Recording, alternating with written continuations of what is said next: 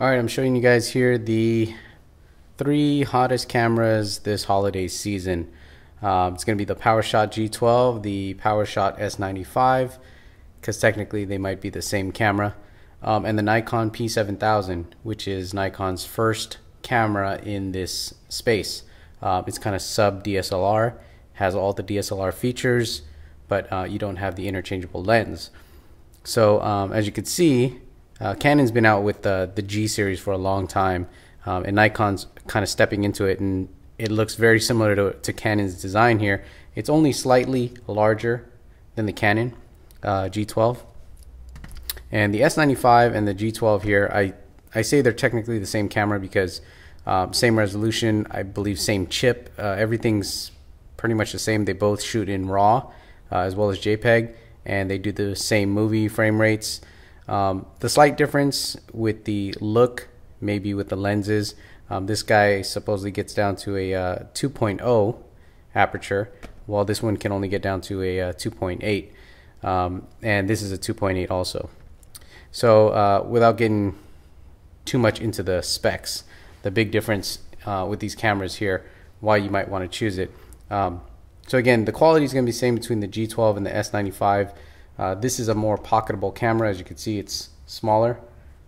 So if you're mainly into photos and you want decent video, this guy would be okay. It does shoot RAW, so you're going to get some good quality pictures out of here. The 2.0 aperture is really good for taking pictures in low light. It does have its own built-in flash. Actually, all of these units have built-in flash, by the way. So that's kind of the main difference. This is more pocketable.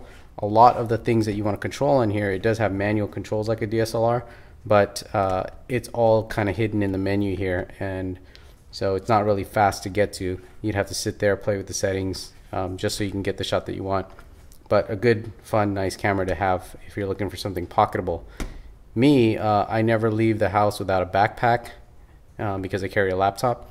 So I have room to carry a little bit larger camera. So let's talk about these two guys right here. The Canon PowerShot G12 and the Nikon. They're kind of going head to head in this space right now. They're both released at the same time. What I'm showing you here is they both have hot shoes. So what's nice about these cameras as opposed to the S95 that doesn't have a hot shoe is that you can mount things like, you know, an LED light. You can mount a flash trigger, so you can remotely trigger external flashes, or you can just mount, you know, the OEM flashes on here.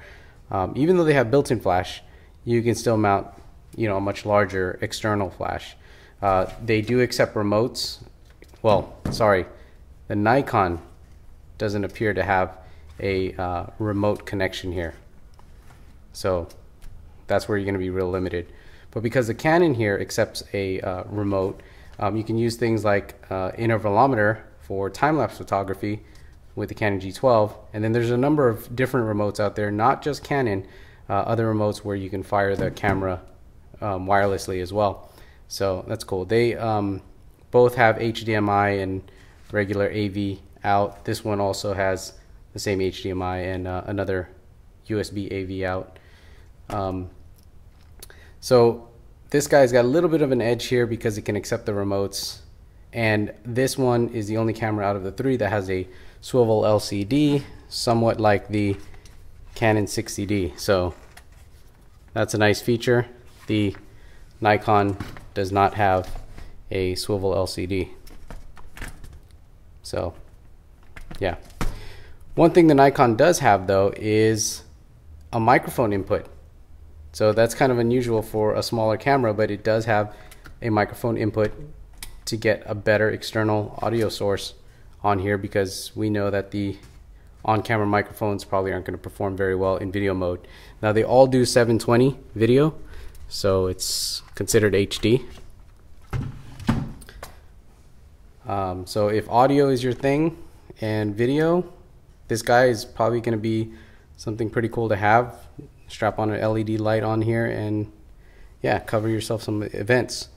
So going back to these different types of cameras, this one again it has a functionality to change the manual settings, shutter speed, aperture, ISO, but it's kind of hard to get to in this menu. Now these cameras here, they're both full of little dials and switches. Here's the Canon one, which is pretty nice.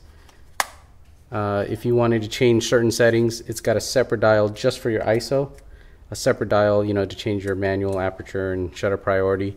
Here you have your exposure compensation. So there's a lot of dials on here to get you set up to get the shot that you want really fast instead of digging deep into the menus. So those are some options this holiday season here. You got the Canon PowerShot G12, Nikon Coolpix P7000, and the Canon PowerShot S95. All great cameras. My preference would probably be the Canon, only because it accepts a remote. I really like the input microphone on the Nikon, which I could see myself using when I'm doing more video stuff. But overall, for both video, audio, photos, just kind of everything overall, I like the PowerShot G12. It's kind of more my camera if I'm not carrying a complete DSLR. One of the things that these cameras have, again, that this doesn't have, is the ability to expand on the lenses. You don't replace the lens, but you can add lenses to this. It's kind of a lens adapter. So both the Nikon and the Canon, you press this little button here and you can release this filter ring, and you can mount certain lens adapters to this. So they have special ones made from Canon. There may be some aftermarket ones, primarily things like extra wide angle, maybe even a fisheye. So here's the one from Nikon. And typical Nikon, the Canons spin one way and the Nikon spin the other. But anyways, they both have the ability to adapt other lenses to these point and shoot cameras, so that's a lot of fun.